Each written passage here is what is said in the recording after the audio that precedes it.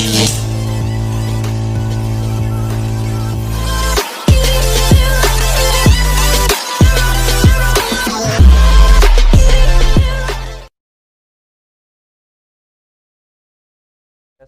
warahmatullahi wabarakatuh.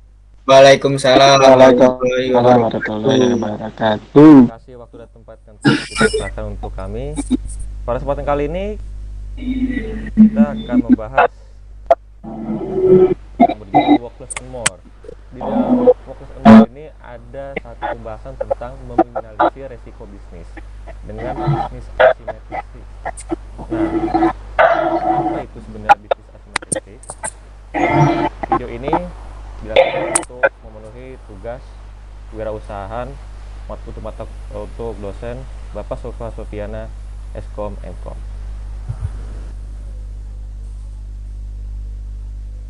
Kelompok kami adalah kelompok 4 yang beranggotakan Saudara A. Arda Maur Pratama, lalu saya sendiri Ahmad Rizky Hidayat, lalu Saudari Dewi Nur Indasari, lalu Saudara Fadilan Zikril, lalu Saudara Muhammad Gusti, dan Saudara Sumardi.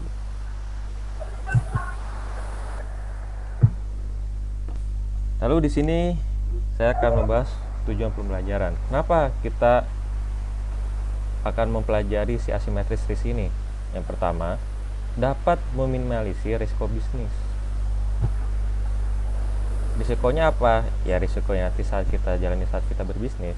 Lalu mengetahui bagaimana cara awal berbisnis. Jadi untuk yang belum mulai atau baru mulai, kira-kira kita bisa tahu nih tindakan apa yang kita ambil jika ada sesuatu masalah yang akan terjadi. Lalu mengetahui konsep berbisnis. Lalu lanjut mengetahui strategi marketing dalam bisnis. Terus memiliki banyak jaringan relasi atau koneksi dalam bisnis. Oke, di dalam meminimalisir resiko bisnis dengan bisnis asimetris di sini ada beberapa, antaranya itu yang pertama punya pengalaman dan pengetahuan di bidang tersebut. Jadi pasti kita mesti tahu dulu ya sebelum kita usaha tuh apa tuh yang mesti kita lakuin tuh berdasarkan pengalaman yang kita punya. Lalu yang kedua, jago jualan atau marketing. Yang ketiga, punya uang lebih atau kira-kira hiperbolanya itu 20 kali lipat dari bisnisnya, dari modalnya gitu. Yang keempat, masih muda. Kenapa masih muda? Nanti dijelasin. Lalu yang kelima, punya partner yang sudah terbukti sukses dan bisa dipercaya. Partner di sini partner mitra ya, mitra bisnis bukan partner hidup. Lalu yang keenam, punya backing yang bisa menyelesaikan dengan baik bila terjadi masalah, yaitu masalah legalitas dan lain-lainnya. Yang tujuh, mempunyai jaringan atau koneksi. Dan yang terakhir, bisa jualan terlebih dahulu.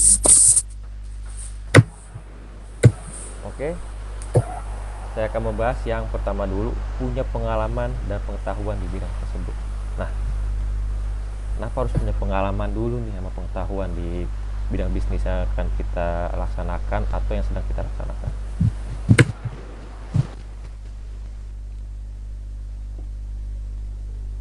Sudah punya pengalaman dan pengetahuan di bidang itu, resikonya akan beda, jelas. Kenapa? Contohnya kita pernah bekerja di usaha orang, misalkan kita laundry sepatu nih. Kita dikasih tahu kan sebagai karyawan, kasih tahu sama bosnya nih, kita harus gosok sepatu seperti ini, sabunnya ini, resikonya kalau misalkan ini tas sobek apa. Nah, dari situ ketika kita punya waktu, punya tempat dan pastinya punya modal, ketika kita ingin contohnya membuka usaha laundry sepatu gitu, kita punya gambaran, oh kira-kira seperti ini, jangan sampai saya kayak gini-gini nanti ntar bakal rugi atau kayak gini-gini, contohnya kayak gitu. Lalu ada investasi layar ke atas. Investasi layar ke atas akan berpengaruh saat kita punya ilmu, sisanya pasti jauh lebih mudah. Nah, ini seperti kita lakukan ini, investasi ke atas itu maksudnya kita upgrade diri kita sendiri, yaitu ilmu. Salah satunya dengan kita kuliah ini, kita pastinya menambah pengetahuan, menambah pengalaman, menambah wawasan yang ada salah satunya di materi wirausaha.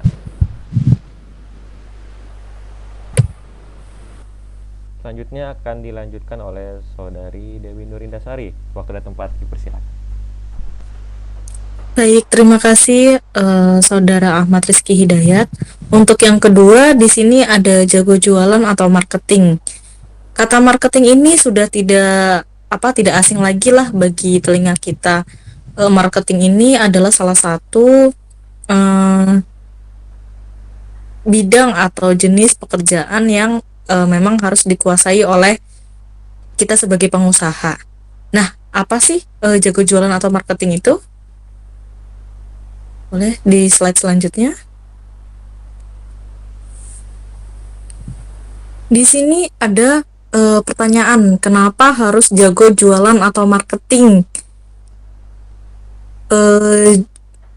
Dari yang sudah kami simpulkan atau kelompok kami bahas ini di sini, karena kalau kita jago marketing, resiko lakunya itu lebih besar. Kenapa lebih besar? Karena kebanyakan usaha itu yang menjadi titik atau patoknya itu adalah bagian marketingnya. Karena mau sebagus apapun jenis usahanya, mau sebagus apapun itu rasanya, atau mungkin kalau misalkan bidang makanan, itu pasti yang lebih utama adalah marketing atau cara kita memasarkan produk atau usahanya kita. Jadi memang titik pusat atau utamanya itu adalah pada marketingnya. Jadi kenapa kita harus jago jualan? Ya agar resiko lakunya itu jauh lebih besar dibandingkan dengan kerugiannya. Nah, di sini bisnis apapun yang kita jalankan atau lakukan, resikonya bisa diminimalisir karena kemungkinan lakunya lebih besar dibandingkan kita mulai bisnis tetapi tidak tahu cara marketingnya. Nah, benar di situ. Karena ilmu marketing atau pelajaran tentang marketing ini, apabila kita menjadi seorang usaha atau menjadi seorang wirausahawan, menjadi salah satu atau yang harus kita pelajari dibandingkan dengan yang lain selain dari jenis usahanya atau dari bisnis apa yang mau kita jalankan begitu. Oke, selanjutnya di sini yang ketiga adalah punya uang lebih 20 kali lipat dari bisnisnya. Kenapa 20 kali lipat ya? Mungkin bisa dilanjutkan di slide berikutnya. Nah, di sini karena kalau misalkan nih kita punya uang 20 kali lipat dari modal bisnis yang kita mulai, maka tidak akan beresiko. Nah, contohnya adalah ketika terjadi masalah seperti partner yang bermasalah atau masalah legalitas, maka aset dari modal 20 kali lipat itu bisa kita gunakan. Jadi, manfaat 20 kali lipat itu yang bisa kita gunakan yaitu untuk menghandle resiko dari keuangan. Yaitu apabila kita mengalami kegagalan, maka kita dapat menggunakan uang 20 kali lipatnya itu atau 20 kali lipat dari modal. Bisa juga kita mengatasi kerugian karena dalam menjalankan suatu bisnis itu ada keuntungan, ada juga kerugian. Jadi kita tidak bisa mengasumsikan kalau misalkan kita berbisnis atau berwirausaha itu akan selalu menghasilkan keuntungan. Bisa saja kita juga menghasilkan kerugian, makanya kita harus punya simpanan atau punya uang lebih dari bisnis, dari modal. Kemudian yang selanjutnya adalah untuk investasi, untuk pembukaan cabang baru. Jadi selain mengatasi resiko atau kerugian, kita juga wajib atau harus menyisihkan sebagian uang kita, sebagian uang hasil dari bisnis itu untuk investasi ke cabang yang baru. Jadi dengan cabang yang baru itu kita dapat menghasilkan keuntungan tambahan. Jadi untuk punya uang lebih 20 kali lipat itu menjadi lebih banyak dan agar lebih bermanfaat juga. Selanjutnya, oke, yang keempat ini nanti akan dilanjutkan oleh Saudara Aar Darmawan. Waktu dan tempatnya dipersilakan. Oke, baik. Terima kasih atas Dewi Nurindasari atas waktu yang diberikan. Di sini saya akan menjelaskan dari urutan nomor keempat, yaitu masih muda. Kenapa sih berbisnis atau berwirausaha itu harus masih muda? Ya, karena masih muda itu kita mempunyai peluang bisnis dan untuk menciptakan ide itu usaha itu selalu banyak ya. Apalagi inovasi dalam bisnis cukup luas. Nah, kenapa sih masih muda? Karena masih muda itu waktu dan berinovasi itu banyak sekali. Karena masih muda itu kita harus lebih banyak pengalaman, banyak waktunya juga. Misal kita punya masih muda nih, kita mau berusaha seperti tadi dibilang Rizky ya, kita usaha sepatu. Nah, kita sebagai owner atau sebagai yang punya tempatnya itu ya, brand kita sendiri, kita harus punya pengalaman atau kita punya relasi ya, banyak teman. Misal teman kita punya bisnis yang makanan, contoh franchise KFC, kita itu jangan bersaing, terus kita rangkul dia, kita harus tahu resep dia, cara jualannya seperti apa, bagaimana dia bisa melariskan penjualan itu dengan baik gitu. Nah, di sini kita manfaatnya itu masih muda itu kita berinovasi ya. Tentu ya masih muda itu kita harus banyak berinovasi. Terus masih muda juga kita harus memiliki waktu lebih banyak. Nah, karena masih muda itu kita harus punya waktu lebih banyak ya. Belum punya tanggungan seperti kita masih bujang ya, belum menikah gitu kan. Maksudnya masih muda itu masih banyak waktu lah untuk kita berinovasi gitu dan berusaha gitu. Terus pengalaman juga. Kenapa sih harus pengalaman? Ya karena masih muda kita harus banyak nih cari-cari dan juga peluang-peluang, dan juga masih muda kita harus banyak komunitas yang sehat ya. Contohnya sih kita harus punya komunitas berbisnis dan lainnya gitu. Nah, di sini ada trial and error. Ketika kita gagal, kita harus mencoba lagi. Gagal lagi, coba lagi. Gimana pun hasilnya kita harus bisa gitu. Nah, di sini guys menciptakan ide dan produk baru. Lagi-lagi relasi. Kenapa sih harus relasi? Ya bagaimanapun kita harus punya banyak relasi dalam berbisnis usaha ini. Apapun itu bentuk bisnisnya, kita harus banyak relasi. Selanjutnya di sini yang kelima itu punya partner yang sudah terbukti sukses dan bisa dipercaya. Oke. Kenapa sih harus punya partner yang terbukti sukses dan bisa dipercaya? Nah, pertama itu kita saling menguntungkan. Kenapa saling menguntungkan? Karena ketika kita punya partner dalam bisnis itu, misal kita membuat sebuah brand sepatu ya, kita partner itu misal sahabat kita. Kita lihat sahabat kita, dia itu karakternya seperti apa, terus bagaimana dia pengalaman dan pengetahuan dia dalam bisnis kita itu, terus relasi dia juga seperti apa, dan juga relasi kita seperti apa terhadap dunia bisnis ini gitu. Terus juga pengalaman di bidangnya. Nah, di sini kita ketika kita mempunyai bisnis atau usaha, kita harus punya pengalaman dulu. Bagaimana membuat sepatu, bahannya seperti apa, terus manfaat sepatu itu kayak gimana, misalkan buat sepatu untuk sekolah, bekerja, terus juga bisa buat misal jalan-jalan, dan misalkan untuk bisa main futsal, olahraga ya, dan lain-lain. Dan juga gimana ya, kalau bisnis itu kita harus mempunyai sesuatu yang harus bermanfaat hasilnya untuk orang banyak. Nah, di sini berkembang. Tentu ya, kita punya bisnis misalnya dari nol.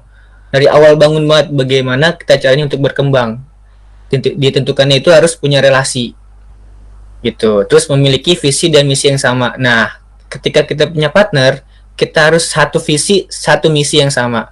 Jangan sampai ada yang berbeda. Karena ketika sudah berbeda, maka kedepannya bisnis yang kita jalani dengan partner kita, maka akan menjadi berantakan.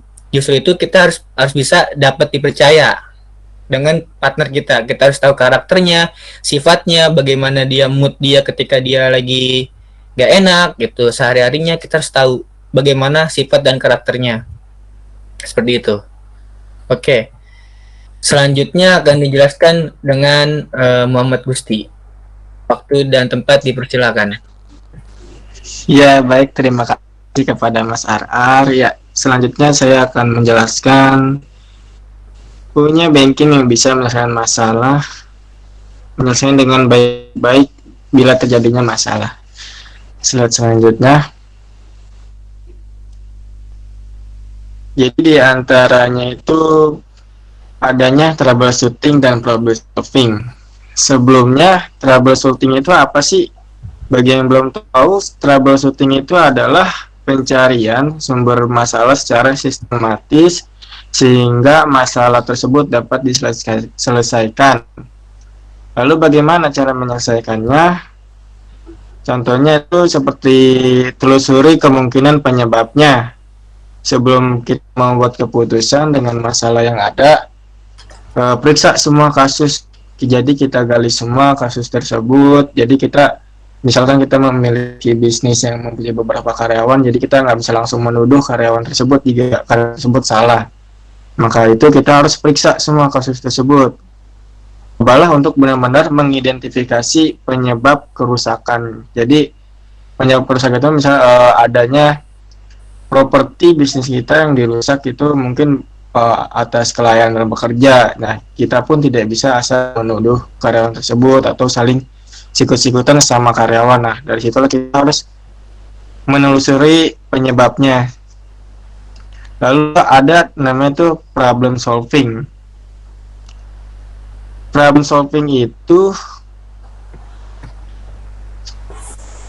merupakan cara mengidentifikasi dan menemukan solusi yang efektif untuk mengatasi masalah yang dihadapi. Jadi pada dasarnya itu problem solving memiliki kemampuan yang berkaitan dengan berbagai kemampuan lain. Contohnya kemampuan mendengar, menganalisa, meneliti, kreativitas, komunikasi, kerja tim, dan pengambilan keputusan. Lalu itu ada relasi.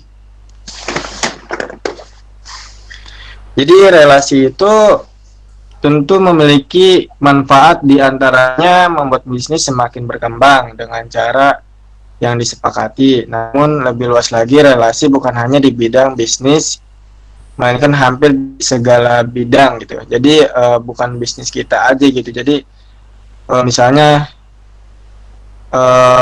berarti atau partner dalam berbisnis gitu.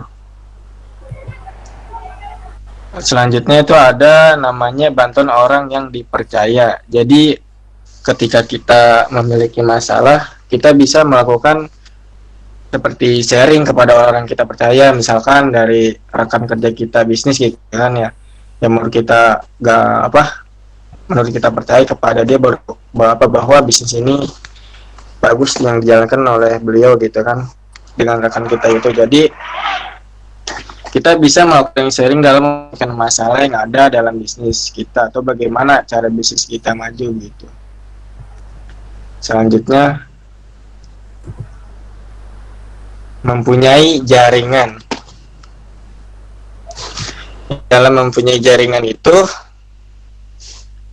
ada beberapa dari materi kita, diantaranya itu ada network, banyak kenalan para investor, komunitas, teman atau kerabat di bidang yang sama, lalu pelanggan potensial, lakukan duplikasi, memiliki aktivitas sharing, dan sosial media. Dari sini kita bisa mengambil contoh dari sosial media. Jadi dalam berbisnis di era digital ini kita bisa berjualan bukan lagi seperti di bazar, di pasar tradisional. Jadi kita bisa juga berjualan di sosial media seperti di Facebook, Instagram, begitu. Lalu banyak kenalan para investor. Kenapa kita harus banyak kenal dengan para orang investor? Karena itu adalah peluang besar bagi bisnis kita sendiri. Seperti kita baru mulainya bisnis itu dari nol, kita juga kan pasti perlu yang namanya itu sharing ya, memiliki aktivitas sharing gitu. Atau bisa disebut komunitas. Jadi kita bisa melakukan sharing-sharing bisnis kita ini ya kan, walaupun beda bidang. Jadi seperti adanya masalah, kita bisa melakukan sharing gimana sih caranya menyelesaikan masalah yang sepele, yang dari hal yang kecil sampai yang besar. Lalu bagaimana kita cara agar bisnis kita ini maju gitu kan. Di era digital sekarang ini kita bisa berjualan lebih bersaing begitu. Lalu kita bisa apa namanya, ketika kita memiliki pelanggan potensial, dari pelanggan potensial itu kita sudah memiliki pelanggan yang begitu bisa dibilang memuaskan kepada bidang usaha kita gitu. Nah dari situ kita bisa saja melakukan sharing-sharing kepada pelanggan kita gitu. Jadi gimana untuk selanjutnya, jadi ibaratnya tuh pelanggan tersebut memberikan saran gitu, atau ibaratnya memberikan ulasan apa sih kurangnya bisnis kita gitu kan, apa yang kurang dalam bisnis kita. Jadi gitu, permasalahan itu bukan hanya ada di dalam bisnis kita aja, permasalahan itu bisa datang dari pelanggan kita seperti yang kurang memuaskan gitu kan. Nah dari situ kita bisa tahu apa sih kekurangan bisnis gitu, bisnis kita gitu kan. Misalnya dalam membuat makanan gitu kan, kurang garam kah kalau ini kan, bisa saja kan gitu kan. Jadi dari situlah kita bisa belajar gimana cara mengelolanya agar lebih baik lagi, agar pelanggan lebih puas lagi begitu. Oke, next. Mungkin selanjutnya akan dijelaskan oleh teman saya, yaitu Fadil ya. Baik, terima kasih Saudara Gusti. Di sini tahap ke-8 saya akan menjelaskan bisa jualan terlebih dahulu. Untuk slide selanjutnya. Nah, awal bagi pembisnis baru yang terpenting itu produk kita harus laku dulu nih. Hal ini bertujuan untuk mempromosikan produk kita agar orang-orang mengetahui produk kita dahulu. Dari sini kita harus berusaha bagaimana cara produk kita harus laku dulu. Misal kita awali dengan menawarkan ke teman, ke keluarga maupun ke ormas lain.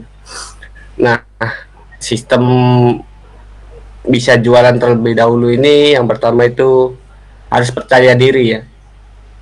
Dimana dengan percaya diri kita harus percaya diri kita harus percaya diri, produk kita harus terjual dan jangan minder dengan pebisnis yang sudah sukses.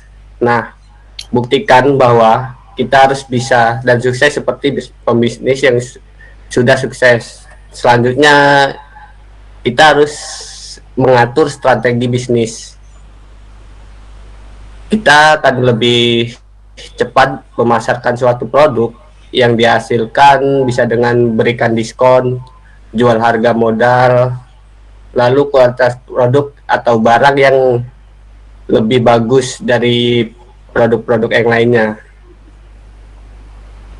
Nah, selanjutnya untuk itu wawasan bisnis ya, dimana wawasan bisnis ini bisa memiliki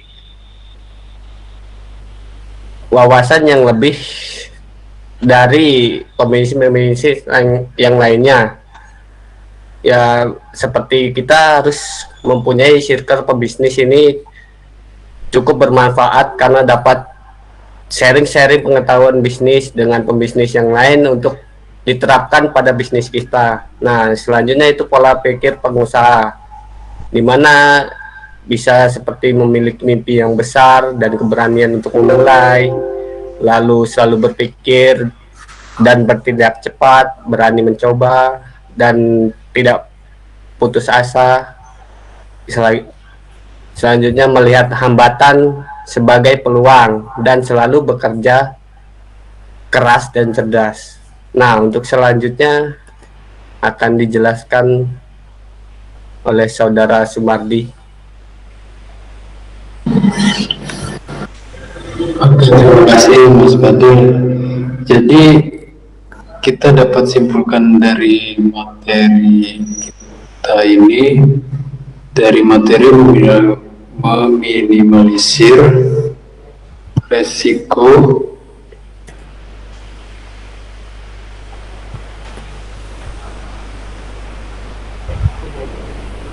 jadi kesimpulannya ini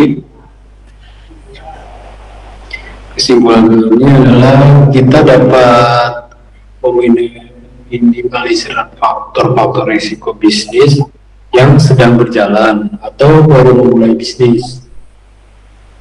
Berbisnis itu bermulai tidak sembarang, tetapi kita harus mempunyai pengalaman atau pengetahuan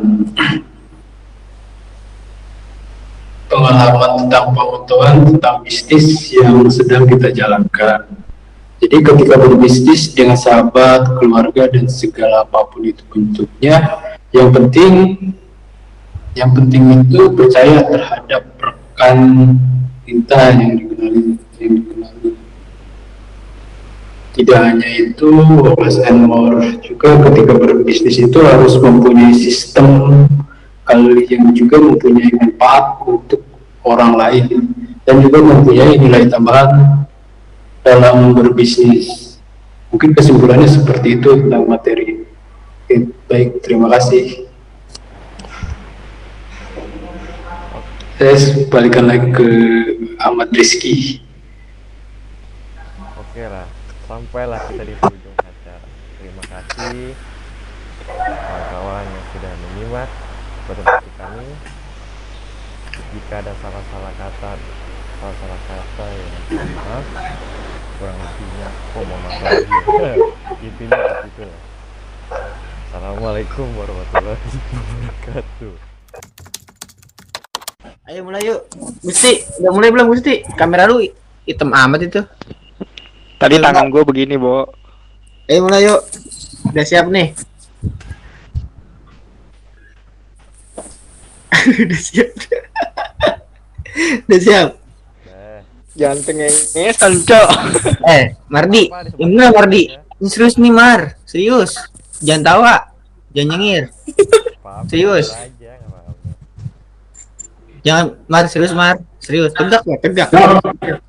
Cowok. Halo, Bagi. Mardi, serius ini ah. Ya, Ardi. Ayo mulai yuk. Dari Rizky ya, kalau. Ini udah mulai direkam kan Ki? Ini udah dari tadi gak rekam udah hidup. Oke, yuk. Kami dari kelompok 4 yang beranggotakan. Stop dulu, itu Mardi mana?